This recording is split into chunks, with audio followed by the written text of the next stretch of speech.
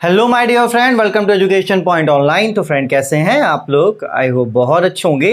सो आज मैंने बहुत ही अच्छा टॉपिक उठाया और इस टॉपिक के माध्यम से मैं बहुत ऐसे क्वेश्चंस का आंसर यहाँ पे देना चाहूँगा जो एक इंजीनियरिंग स्टूडेंट को जानना बहुत ही ज़्यादा ज़रूरी है, क्योंकि मेरे जितने भी मेजोरिटी ऑफ स्टूडेंट्स हैं जो मुझे देखते हैं वो फर्स्ट ईयर में, तो उनको अभी गाइड करना ये सही समय है ताकि मैं उनको गाइड कर पाऊँ।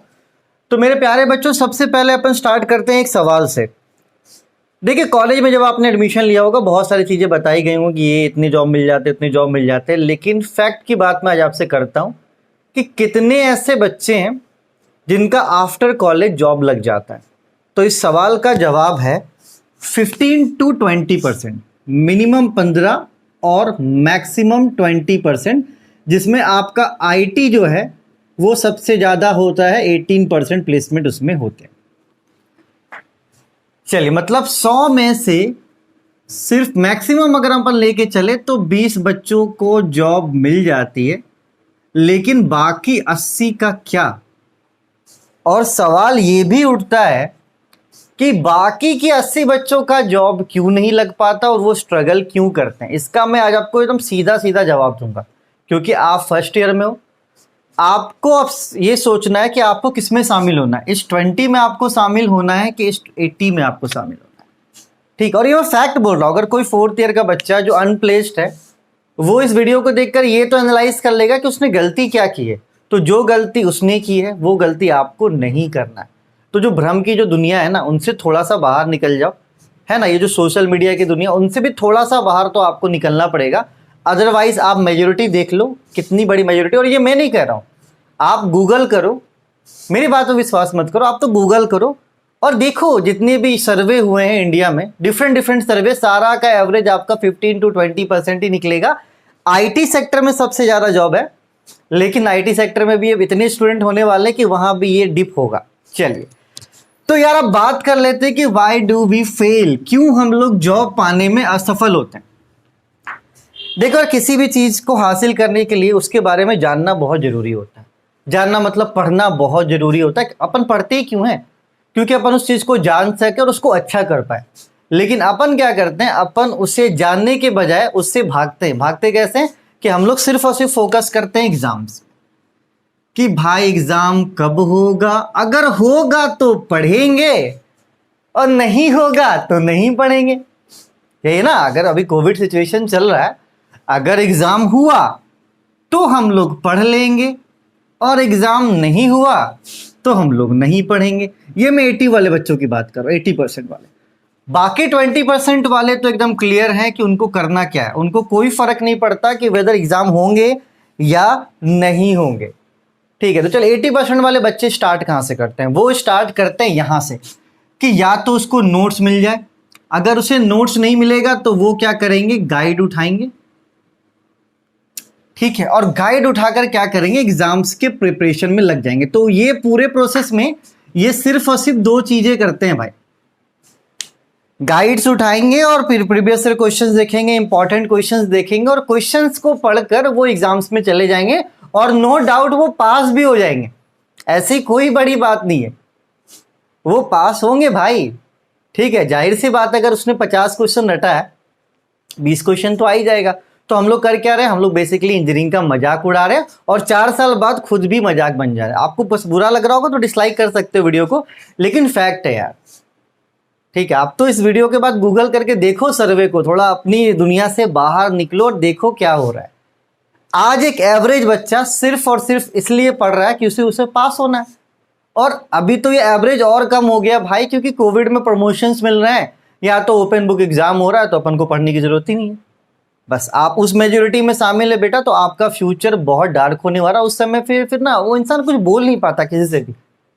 माँ बाप ने पैसा उतना ही दिया, सब कुछ कर रहा है, लेकिन वो कुछ कर नहीं पाता। वो एक बहुत बड़ा फेलियर उसके दिमाग में चलता है। और वो मैं क्या बताऊं, वक्त कभी भी वापस नहीं आता है। तो आप फर्स्ट ईयर में आपको वो गलती नहीं करना। लर्निंग प्रोसेस जो होता है प्यारे बच्चों, उस प्रोसेस से चलो।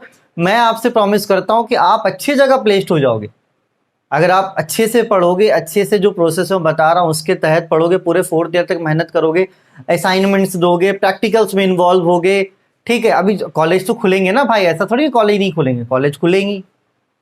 चलिए, तो यार अब बात करते हैं what is the best way of learning, जो आपके 20% बच्चे करते भी हैं, 20% बच्चे करते भी। चलिए सबसे पहले आपको क्या करना है बेटा, एम बैठाना। एम मीन्स व्हाट, कि आपको कौन कौन से सब्जेक्ट्स कवर करने हैं। एम में क्या बेटा, आपको सबसे पहले ये देखना है अपने सेमेस्टर एग्जाम्स, मतलब सेमेस्टर स्टार्ट होने से पहले, कि आपको कौन कौन सा सब्जेक्ट पढ़ना है। आप सब्जेक्ट को देख लो, उसके बाद आप ये देखो कि भाई सब्जेक्ट्स के रिगार्डिंग कौन सा हमारा बेस्ट बुक होगा,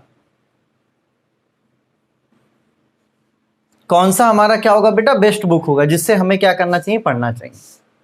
ठीक है, लेकिन ये सब मैं बता रहा हूं ना बेटा, आप चीजों को बदलना स्टार्ट करो, अदरवाइज समय वापस नहीं आता है घूमकर। ठीक है, मैं नहीं चाहता, देखो अपने पास प्लस पॉइंट क्या है कि मेजोरिटी ऑफ स्टूडेंट क्या है बेटा, हमारे पास फर्स्ट ईयर के हैं, तो यहां से वो इंप्रूव कर सकते हैं। ठीक है, चलिए आप सबसे पहले सब्जेक्ट देखिए, आपको सब्जेक्ट कौन कौन सा पढ़ना है, उसके लिए बेस्ट बुक्स आप क्या कीजिए, फाइंड आउट कीजिए। या तो बुक्स भी हो सकता है, या तो कोई प्रॉपर नोट्स आप देखो। वैसे मैं प्रेफर करूंगा कि बुक्स होना चाहिए, नोट्स का रोल आगे आता है। ठीक है, उसके बाद उसको आप क्या करो, रीड करना स्टार्ट करो, पढ़ना स्टार्ट करो। टॉपिक्स जो भी हैं आपके सिलेबस में, उन टॉपिक्स को क्या करो प्यारे बच्चों, आप पढ़ना स्टार्ट करो। ठीक है, और जाहिर सी बात है आप पढ़ोगे तो आप उसको एनालाइज करो, मतलब उसे समझो कि आप पढ़ रहे हो तो आपको क्या समझ में आ रहा है। ऐसी तो बात, अगर मैं आपको कुछ बोल रहा हूं तो आपको जाहिर सी बात है कुछ ना कुछ समझ में आ रहा होगा। वही चीज आप यहां पे अप्लाई करो कि आपको पढ़ने से क्या समझ आ रहा है, पढ़ने से आपको क्या समझ में आ रहा है। अगर नहीं समझ में आ रहा तो आप किसी टीचर से हेल्प लो कि सर ये टॉपिक मैं रीड कर रहा हूं, मुझे दिक्कत हो रहा है। अगर टीचर नहीं हेल्प करता तो यूट्यूब से हेल्प लो, अभी तो यूट्यूब है ना यार, हर एक टॉपिक मतलब तुम कुछ भी सर्च करो वो आने ही वाला है। ठीक है, उस टॉपिक के बारे में एनालाइज करो, हेल्प लो, यूट्यूब से हेल्प लो, अपने टीचर से हेल्प लो, अपने दोस्तों से हेल्प लो। एनालाइज करने के बाद बेटा उसके बाद क्या करो, आपने जो उससे सीखा उसके लिए क्या करो, फिर प्रॉपर नोट्स बनाओ। ये नोट मेकिंग बहुत इंपॉर्टेंट हो जाता है। नोट मेकिंग क्या हो जाता है बेटा, बहुत ही ज्यादा इंपॉर्टेंट हो जाता है। चलिए मान लीजिए कि मैं एक टॉपिक पढ़ रहा हूं, टॉपिक का नाम है वेंचुरी मीटर। ठीक है, मान लो मैं एक सिंपल सा एग्जांपल लेके बता रहा हूं, तो मैं क्या करूंगा, पहले इसको पढ़ूंगा, उससे सीखूंगा कि वेंचुरी मीटर का काम क्या होता है, ये काम क्या होता है, काम कैसे करता है, इसके एडवांटेजेस क्या होते हैं, इसके डिसएडवांटेजेस क्या होते हैं। ये जो प्रॉपर पॉइंट से मैं क्या करूंगा, उसको नोट मेकिंग में शामिल कर लूंगा। इसका डेफिनेशन क्या है, इसका वर्किंग क्या है, इसका प्रिंसिपल क्या है, इसका एडवांटेज क्या है और इसका डिसएडवांटेज क्या है। तो मैंने क्या किया, इसका नोट मेकिंग कर लिया। तो यहां तक जो होता है ना प्यारे बच्चों, यहां तक आपका बुक का काम है। ठीक है, आप बुक से यहां तक आप अपना काम करो। और बहुत ऐसे बच्चे हैं जो सोचते हैं गाइड बुरा, गाइड बुरा नहीं है यार, गाइड्स होना चाहिए। वो अपन को गाइड का इसका सोचो ना, गाइड का मतलब क्या निकल रहा है, गाइड मतलब वो हमें गाइड कर रहा है, रास्ता दिखा रहा है हमें। ठीक है, तो बेटा देखो उसके बाद आपने टॉपिक तैयार कर लिया अच्छे से, वैसे मान के चलो मैंने वेंचुरी मीटर तैयार कर लिया, बुक से पढ़ा। अब मैं क्या करूंगा बेटा, अपने एग्जाम पॉइंट ऑफ व्यू से देखूंगा कि वो कितना इंपॉर्टेंट है, क्योंकि भाई एग्जाम भी तो मेन है ना, मेन अपन को क्या देना है, एग्जाम देना है। ठीक है, बाकी ये तो फिर छोड़ो छोड़ो, अभी फिलहाल 80% की बात नहीं करते। तो अपन को एग्जाम देना है बेटा, तो अपन क्या करेंगे, गाइड से देखेंगे कि वो क्वेश्चंस कितना पूछ रहा है, कहां से पूछ रहा है, जो मैंने टॉपिक्स कवर किए क्या वो क्वेश्चंस उसमें पूछा जा रहा है, नहीं पूछा जा रहा, प्रीवियस ईयर में क्वेश्चन पूछा गया है, नहीं पूछा गया। तो हम लोग क्या करते हैं, उस टॉपिक से रिलेटेड फिर क्या करते हैं, गाइड में क्वेश्चंस खोजते हैं और उसको रीड करते हैं। तो आप सोचो ना, हम लोग अब क्या करते हैं बेटा, हम लोग सीधे गाइड उठाते हैं और क्वेश्चंस को रीड करना स्टार्ट कर देते हैं। एनालाइज, नोट मेकिंग, ये सब पे ध्यान देते ही नहीं है। मतलब क्या समझ रहे हैं, नोट्स बनाने की तो कोई जरूरत ही नहीं। बहुत ऐसे बच्चे हैं जो मुझे फोन करते हैं या तो मैसेज, सर मुझे नोट्स चाहिए। तो यार मेरे नोट्स से आप कैसे पढ़ोगे, हर बंदा का नोट्स अलग होता है। आप पढ़ रहे हो और अपने से ही नोट मेक कर रहे हो। ठीक है, चलिए आपने नोट्स बना लिया, आपने गाइड का हेल्प लिया। गाइड का हेल्प क्यों लेना है बेटा, क्योंकि आपको पता तो चले कि क्वेश्चंस किस तरीके से आ सकते हैं, क्या आप जो पढ़ रहे हो वो क्वेश्चंस पूछे जाते हैं, नहीं पूछे जाते। तो एग्जाम्स जरूरी हैं, मैं ये नहीं बोल रहा हूं कि एग्जाम जरूरी नहीं, लेकिन सबसे पहले क्या जरूरी है बेटा, आप पढ़ाई तो कीजिए, उसके बाद आप एग्जाम के लिए सोचिए। लेकिन अपन क्या करते हैं, पढ़ाई वढ़ाई कुछ नहीं यार, सीधे एग्जाम का डेट आएगा तो फिर देखेंगे करना क्या है। आप देखिए करना क्या है, कोई दिक्कत की बात नहीं है बेटा, सिनारियो कुछ भी नहीं बदलने वाला है। 15 to 20% है, ज़्यादा से ज़्यादा बदलेगा तो 20 से 25%। और ये मैं नहीं कह रहा हूँ यार, मुझे मत ब्लेम करना कि सर आप आज निगेटिव थॉट दे रहे हैं, नहीं, मैं बस आगाह कर रहा हूँ आपको कि यार सुधर जाओ। चलिए बेटा, सब कुछ हो गया। उसके बाद ये जो लास्ट स्टेप है ना, ये बहुत इंपॉर्टेंट है, हेल्प। एक दूसरे का हेल्प करना यार। जैसे कि आप किसी दोस्त से बात कर रहे हो, जाहिर सी बात है कभी ना कभी कोविड सिचुएशन जाएगा और हर इंसान दोस्त से बात करता है, तो क्यों ना दोस्त से आप उस टॉपिक के बारे में डिस्कस करो कि यार आज मैंने वंजूरी मीटर पढ़ा, वो पता चला यार वो बहुत अच्छा है, वो फ्लो मेजरिंग डिवाइस है, वो डिवाइस ये करता है। तो आप उसके बारे में बात करो, उससे बताओ। आप जितने लोगों को वो चीज़ बताओगे आपके दिमाग में उतना बैठता चला जाएगा। तो ये हेल्पिंग नेचर आपको कभी भी ना नेगेटिव में नहीं लेके जाता है। टॉपर्स को देखना, बहुत ऐसे टॉपर्स होते हैं, मेरे कॉलेज में भी थे भाई, वो कभी बताएंगे नहीं। उनको लगेगा कि नहीं यार मैं बताऊंगा तो मेरे नंबर कम आ जाएंगे, लेकिन यार भले उसके नंबर कम ना आए लेकिन ज़्यादा आने के चांसेस हो जाते हैं। दो चीज़ें, उन्हें ये लगता है कि मैं अगर इसे बताता हूँ तो उनके नंबर कम हो जाएंगे। इसका एक और है कि अगर वो बताता है ना 2-3 बार तो उसके नंबर बढ़ भी सकते हैं, क्योंकि बता बता के उसको एक आइडिया हो जाता है कि नहीं यार ऐसे होता है, हो सकता है कुछ इंप्रूव हो जाए। वो किसी को बता रहा है, वो भी उसके बारे में कुछ जानता, वो आपको बता दे तो एक एक्स्ट्रा नॉलेज हो जाएगा। तो बेटा आज से अपना जो लर्निंग प्रोसेस है ना उसको चेंज कर दो, अदरवाइज फ्यूचर में कुछ गेन नहीं कर पाओगे। ये फैक्ट है, ठीक है। और ये मैंने क्या बोला, ये तो मैं बोल ही नहीं रहा हूँ। तो आज से आप सोचो कि आपको किस वे में पढ़ना है। आप सबसे पहले अपना एम सेलेक्ट करो, बुक्स को उठाओ, उसको पढ़ो, रीड करो, बुक्स को एनालाइज करो, पढ़ने से क्या समझ में आ रहा है आपको।